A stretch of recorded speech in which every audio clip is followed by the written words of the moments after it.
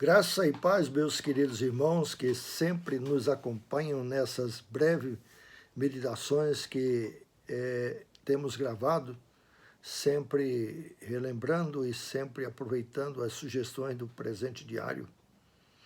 E hoje nós vamos falar sobre memórias. É o assunto que tem como base também a palavra de Deus em 2 Reis, capítulo 22, os 2 primeiros versículos, tá bom? Então vamos lá. A história é a mestra da vida. Quem com ela não aprende está fadado a repetir os erros do passado.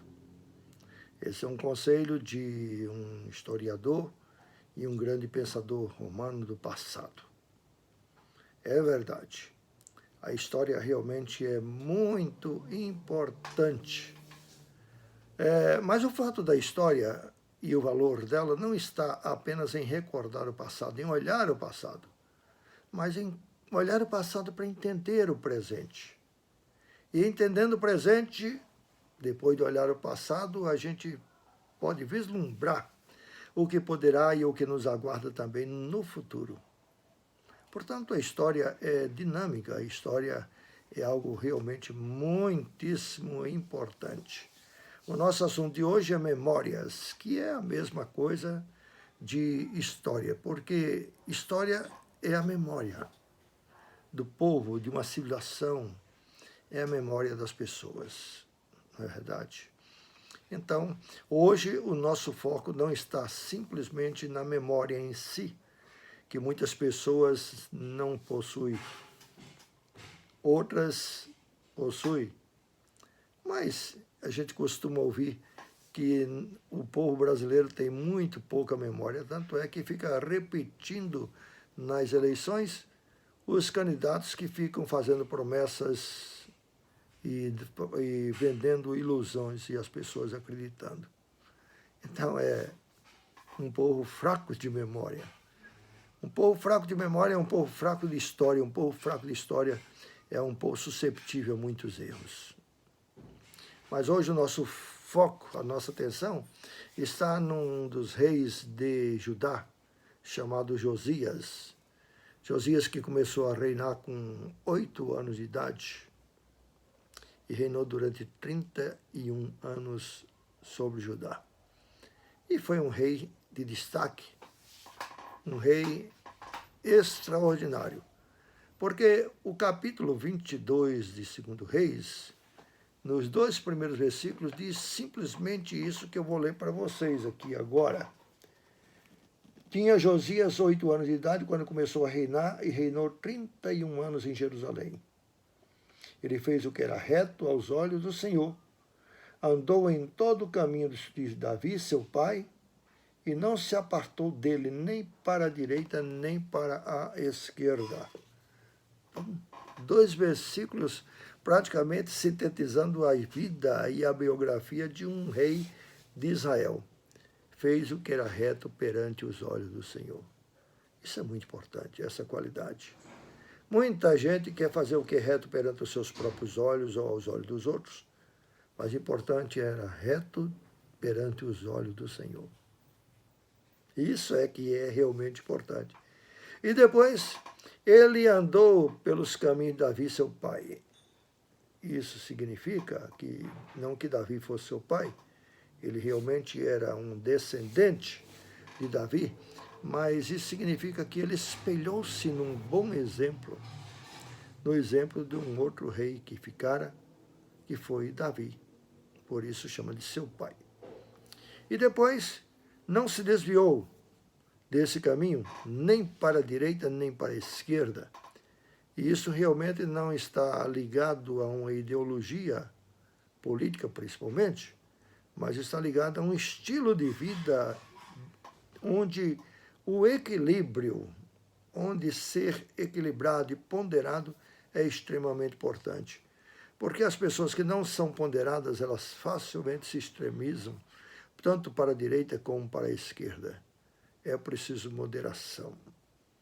Antigamente, os antigos diziam, a virtude está no meio. Hoje em dia é perigoso a gente dizer assim, que está no centro, porque o centrão é um símbolo de prostituição, de ir para quem paga melhor, dependendo de quanto paga. E, portanto, as comparações com a política brasileira não são recomendáveis numa hora de meditação como esta. A gente tem que pensar em Josias como um homem de Deus que fez um reinado próspero. Ele diz o seguinte, que a palavra de Deus mostra que ele foi muito auxiliado pelo profeta Jeremias, que em um determinado momento do seu reinado, Jeremias foi chamado para o ministério profético. Jeremias foi, portanto, um grande auxiliar nesse processo de reforma religiosa, moral e espiritual que o rei Josias promoveu em Judá. Como ele, só Ezequias que veio depois. Esses dois reis realmente extirparam a idolatria do reino. Acabaram com os altares e acabaram também com os idólatras. Eles fizeram um grande trabalho. Só desses dois reis de Israel se menciona que eles chegaram realmente a rechaçar os idólatras.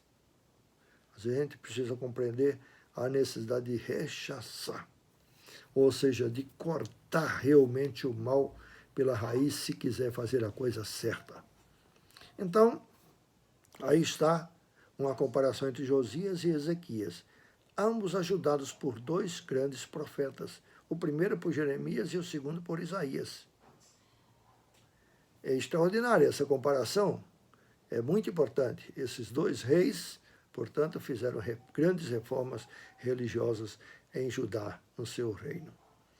Apenas de Josias se diz essas palavras, que ele não se desviava nem para a direita nem para a esquerda. Aliás, esse versículo de não se desvie nem para a direita nem para a esquerda está também em Josué, no capítulo 1, Deus dizendo para Josué, este é o caminho, andai nele, sem te desviar nem para a direita nem para a esquerda. E eu tenho isso como um grande axioma na vida, como um grande propósito na vida, de procurar ser uma pessoa em todas as coisas, moderadas ou equilibradas. Acho realmente isso realmente muito importante. Então, eu acho que um dos fatos de Josias ter deixado uma boa memória, ou seja, uma boa lembrança, uma boa história para a sua geração e para a geração futura, foi exatamente esses passos que ele deu. Primeiro, era reto perante os olhos do Senhor. Olha, perante os olhos do Senhor. Tem muita gente que é reta perante os olhos dos outros, ou de si mesmo, mas o importante é que ele era reto perante os olhos do Senhor. Segundo, ele andava inspirado em bons exemplos. Ele tinha boas inspirações com antepassados. A gente não pode desprezar os nossos antepassados, nem a nossa história. Não pode deixar de conhecê-la e de imitar esse exemplo, como diz a própria palavra de Deus, que diz assim, olhai para os vossos guias. Guias são esses personagens cuja memória está registrada na história.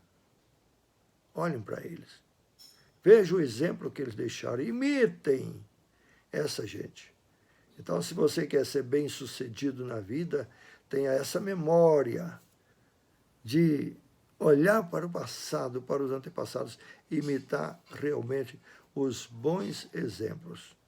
E tenha equilíbrio, equidade no julgar todas as coisas e em praticar todas as coisas.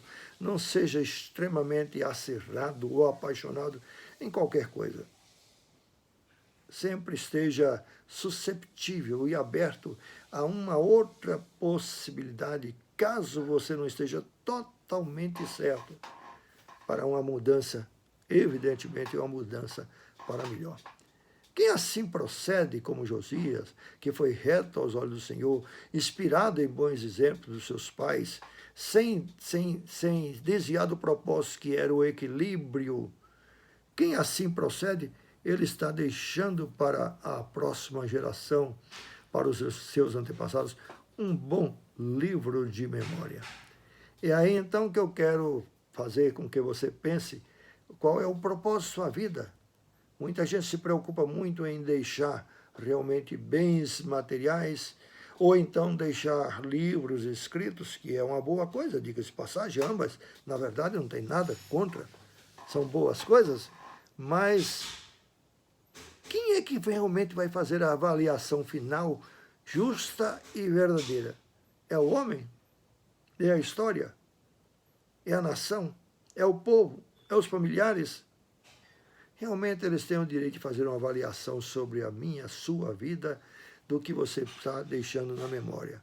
Mas a principal avaliação é a avaliação que vem de Deus, ou seja, aos olhos do Senhor. Como é que eu, como é que você, como é que nós estamos sendo avaliados? Então avalie sua vida, não é? E faça com que a sua memória seja sempre avivada para andar nos caminhos do Senhor e aos olhos do Senhor você ter um bom conceito, ser reto perante os olhos do Senhor. Memória. Que Deus abençoe, guarde, sustente a sua vida e que seja para tudo isso para a glória e louvor do Senhor. Em nome de Jesus. Amém.